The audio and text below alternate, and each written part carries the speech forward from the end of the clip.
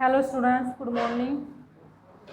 आज हम फिर कॉन्स्टिट्यूशन पे आ गए हैं क्योंकि हमने राजस्थान की कुछ वीडियो बनाई हैं। शायद मुझे लगता है कि ज़्यादा अच्छी नहीं है, आपको पसंद आई होंगी, तो अब कॉन्स्टिट्यूशन वाला पार्ट ही हम दोबारा से लेके आएंगे आपके लिए। कॉन्स्टिट्यूशन के कुछ क्वेश्चन, कुछ वीडियोज़ और कुछ इम्पोर्टेंट क्वेश्चन मैंने पहले डाले हैं। कुछ वीडियो थी मेरी जिसमें हमारा केंद्र सरकार का पूरा पार्ट हो चुका है, चाहे राष्ट्रपति हो, उपराष्ट्रपति हो, प्रधानमंत्री हो, ये सारी चीज़ें हमारी जो हैं वो कंप्लीट हो चुकी हैं। तो अगला जो पार्ट होगा हमारा होगा राज्य सरकार। क्योंकि कोई देश होता है तो उस देश में क्या होता है, कई जगह तो क्या होती है, कैंटीन होती है, कई जगह राज्य होते हैं। तो राज्य जो है वो मिलके किससे बना, केंद्र एक बनाते हैं। तो केंद्र सरकार हमने देख ही ली स्टूडेंट्स। आज हम देखेंगे राज्य सरकार कि इंडिया में जो है यानी भारत में राज्यों की क्या स्थिति है, राज्यपाल क्या होता है, हमारे संविधान के कौन से भाग में है, कौन से आर्टिकल में है। तो ये सारी चीज़ें जो हैं आज हम देखेंगे। तो सबसे पहले मैं बात कर लूँ कि हमारे जो हैं राज्य सरकार जो है वो संविधान के भाग 6, भाग 5 में जो था वो हमारी केंद्र सरकार थी। भाग 6 में हमारा क्या है, भाग 6 में हमारे हैं राज्यपाल। भाग 1 में जो था वो हमारे राज्य और संघ शासित प्रदेश यानी भारत का पूरा ब्यूरो था। भाग 2 जो था नागरिकता, भाग 3 जो था मौलिक अधिकार, भाग 4 जो था नीति निर्देशक तत्व, और भाग 5 जो था वो था केंद्र सरकार। और आज हम पढ़ रहे हैं उसी क्रम में आगे बढ़ते हुए, तो वो है भाग 6 जो किसमें है, राज्य सरकार से रिलेवेंट है, राज्य सरकार से संबंधित हैं। तो स्टूडेंट्स राज्य सरकार जब हम पढ़ते हैं तो उसके बारे में हम कुछ चर्चा भी कर लेते हैं, क्योंकि जब हमें राज्यपाल, मैंने एक टॉपिक डाला है आपके लिए, तो राज्यपाल पढ़ने से पहले उसका बैकग्राउंड हमें जरूर देखना है कि राज्यपाल तक पहुंचने के लिए हमें क्या क्या चीज़ों की ज़रूरत पड़ती है। तो यानी कि राज्य सरकार जब हम पढ़ते हैं, आपको ये बता ही दिया है मैंने कि भाग 6 में है। और राज्य सरकार के यानी 3 पार्ट होते हैं, जैसे हमने पहले देखा था केंद्र सरकार में कि क्या क्या होगा, व्यवस्थापिका होगी, कार्यपालिका होगी और न्यायपालिका होगी। 3 पार्ट है सरकार के, चाहे वो राज्य सरकार हो चाहे वो केंद्र सरकार हो। तीनों के कितने भाग होते हैं, कितने अंग होते हैं, 3 अंग होते हैं। तो उस 3 अंग को देखते हुए जो है हमारे संविधान में 152 अनुच्छेद से लेकर 237 अनुच्छेद तक राज्य सरकार का विवेचन किया गया है। यानी कि 152 में जो है वो राज्य सरकार स्टार्ट होती है और 337 में राज्य सरकार के जो हैं वो सारे, चाहे वो व्यवस्थापिका संबंधित हो, चाहे वो कार्यपालिका संबंधित हो, चाहे वो न्यायपालिका संबंधित हो, उसके सारे कार्य समाप्त हो जाते हैं। अब बात आती है कि कार्यपालिका, हम सबसे पहले उठाते हैं टॉपिक क्या, कार्यपालिका। अब कार्यपालिका का जो है वो विवेचन संविधान में कहाँ से कहाँ तक है वो आपको ध्यान रखना है कि राज्यपाल से, मुख्यमंत्री से, मंत्रिपरिषद से या महाधिवक्ता से यदि क्वेश्चन पूछा जाता है तो आपके अनुच्छेद फिक्स हो जाते हैं। तो फिर यानी सबसे पहले हम जो है वो कार्यपालिका में देखेंगे। कार्यपालिका में हम देखेंगे अनुच्छेद 153 से लेकर 167 तक, ठीक है। 153 से और 167 तक जो है वो राज्य सरकार से संबंधित है, आपको ध्यान रखने हैं, क्योंकि प्रत्येक आर्टिकल तो हम रट नहीं सकते, 395 है, लेकिन हम एक मोटा मोटा खाका ध्यान रख सकते हैं कि इस आर्टिकल में ये चीज़ होगी। तो यानी 153 से लेकर 167 तक आपको ध्यान रखना है कि इस अनुच्छेद तक जो है वो राज्य सरकार का संबंध है। अब राज्य सरकार से संबंध पूछा जाएगा तो यानी मैंने कार्यपालिका लिख दिया है, और कार्यपालिका में मैंने एक निश्चित इंडिकेशन दे दिया है कि कार्यपालिका में क्या क्या होता है। तो कार्यपालिका में क्या क्या होता है स्टूडेंट्स, राज्यपाल होता है, मुख्यमंत्री होता है, मंत्रिपरिषद होती है और महाधिवक्ता होता है। जो हमने केंद्र सरकार में महान्यायवादी पढ़ा था वही यहाँ पे क्या कहलाता है, महाधिवक्ता। यदि महान्यायवादी आएगा तो वो केंद्र सरकार से रिलेवेंट है, और यदि महाधिवक्ता आता है तो वो किससे संबंधित है, वो संबंधित है राज्य सरकार से। इनका काम क्या होता है, केंद्र सरकार में यदि महान्यायवादी है तो वो क्या होता है, हमारा पहला विधिक सलाहकार माना जाता है। भारत का प्रथम विधिक सलाहकार किसको कहते हैं, महान्यायवादी को। और ये राज्य का प्रथम विधिक सलाहकार है, यानी कानून से संबंधित जो भी सलाह लेता है, राज्यपाल जो लेता है या फिर हमारी न्यायालय लेते हैं, कोई भी जो सलाह लेते हैं इनसे न्याय से संबंधित, तो वो कौन देता है, महाधिवक्ता, ठीक है। राज्य में महाधिवक्ता और केंद्र में महान्यायवादी।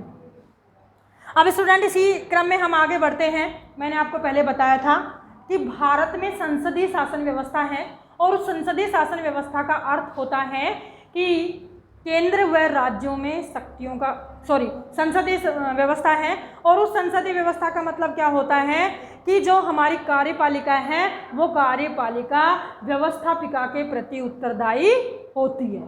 ठीक है, यानी जो कार्यपालिका हमारी होती है वो व्यवस्थापिका में से ली जाती है, वो उसी पर निर्भर करती है।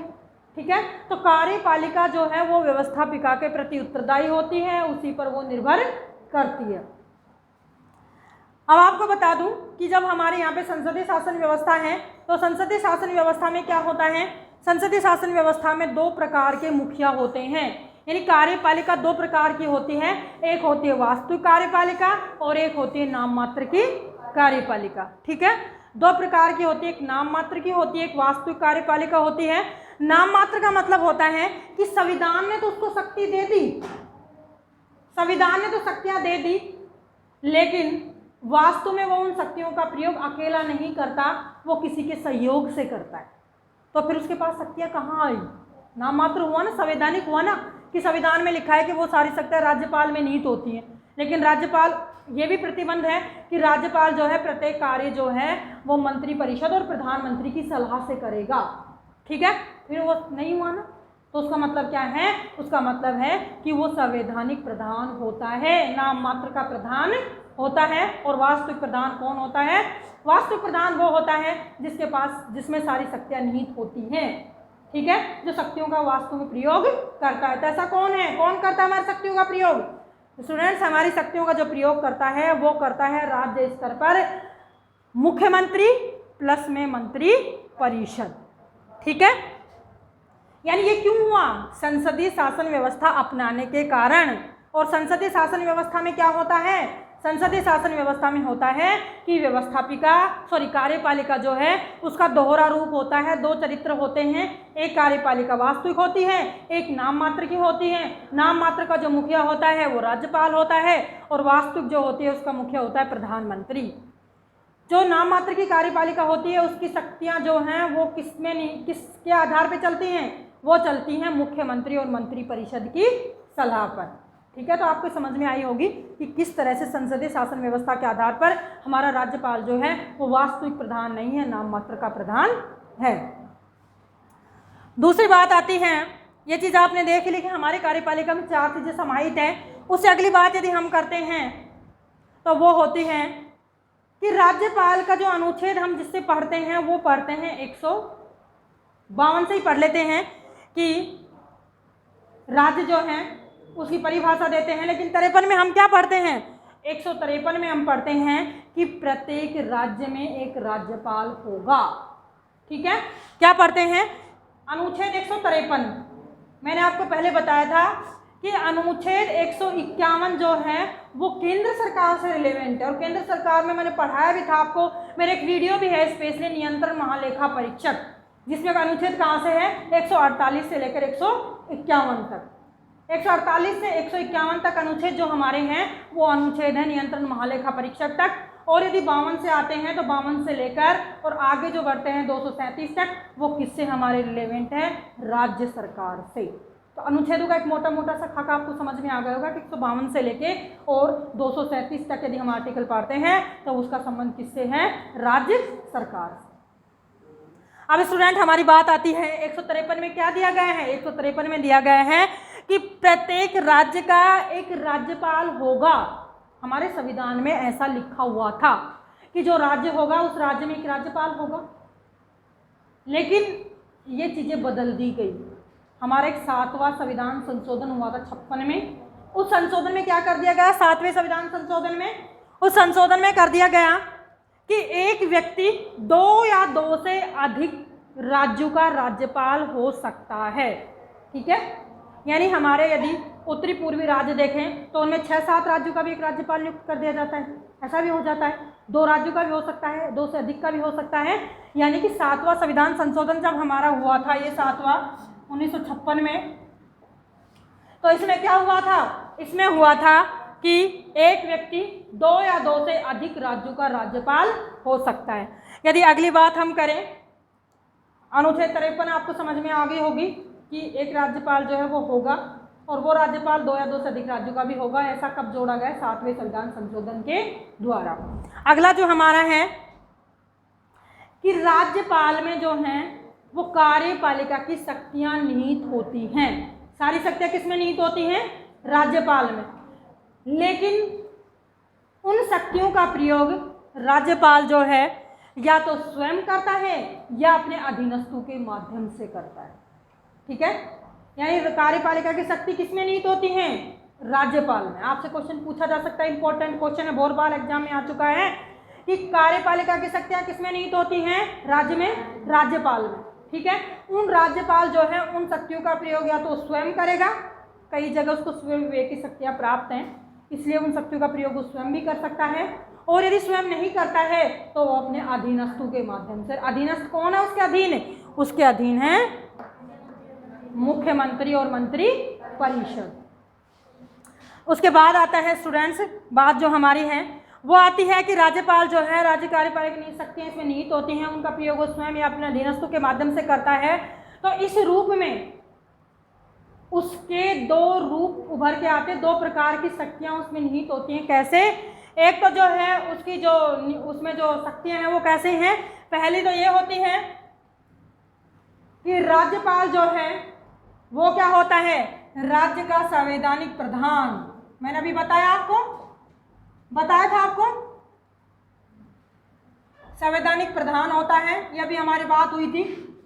क्यों? क्योंकि संसदीय शासन व्यवस्था है और संसदीय शासन व्यवस्था में कार्यपालिका 2 प्रकार की होती है, एक वास्तविक कार्यपालिका और एक नाम मात्र की कार्यपालिका।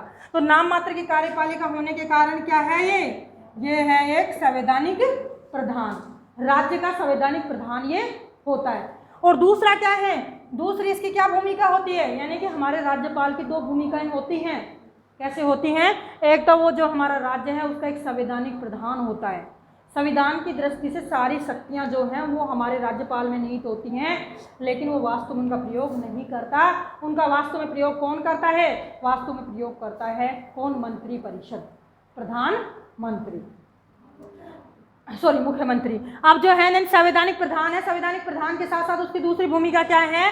दूसरी भूमिका है उसका कि वो केंद्र का भी प्रतिनिधि करता है। क्या करता है? केंद्र सरकार का भी क्या करता है? वो प्रतिनिधित्व करता है। कैसे करता है? केंद्र सरकार का प्रतिनिधित्व कैसे करता है वो? कि उसकी नियुक्ति कौन करता है? राष्ट्रपति करता है। करता नहीं करता? तो वो किसका हो गया? राष्ट्रपति का हो गया ना, वो कैंडिडेट चुना हुआ। तो यानी कि जो भी राज्य की रेस्पॉन्सिबिलिटी है वो राष्ट्रपति जो है वो राज्यपाल को दे देता है, राज्यपाल के माध्यम से, यानी एक अपने प्रतिनिधि के माध्यम से राज्य के सारे कार्य की देखरेख करवाता है।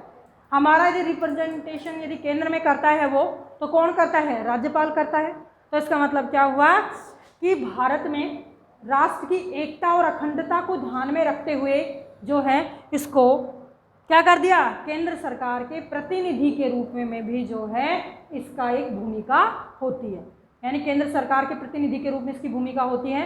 तो यदि हम दोबारा से देखें कि राज्यपाल की जो है वो 2 महत्वपूर्ण भूमिका होती हैं, एक तो वो संवैधानिक प्रधान होता है राज्य का, और दूसरा होता है कि वो केंद्र सरकार का क्या होता है? एक प्रतिनिधि। क्यों होता है? क्योंकि राष्ट्रपति उसे नियुक्त करता है, उसे कभी भी वो हटा सकता है। सारी पावर किसके पास है? राष्ट्रपति के पास। यदि वो नियुक्त कर सकता है, हटा सकता है, तो किसके प्रति उत्तरदायी होगा? वो उत्तरदायी होगा राष्ट्रपति के। ठीक है, तो यानी राष्ट्रपति यानी कि वो केंद्र सरकार का एक प्रतिनिधि भी होता है। 2 भूमिकाएं जो हैं उसकी होती हैं।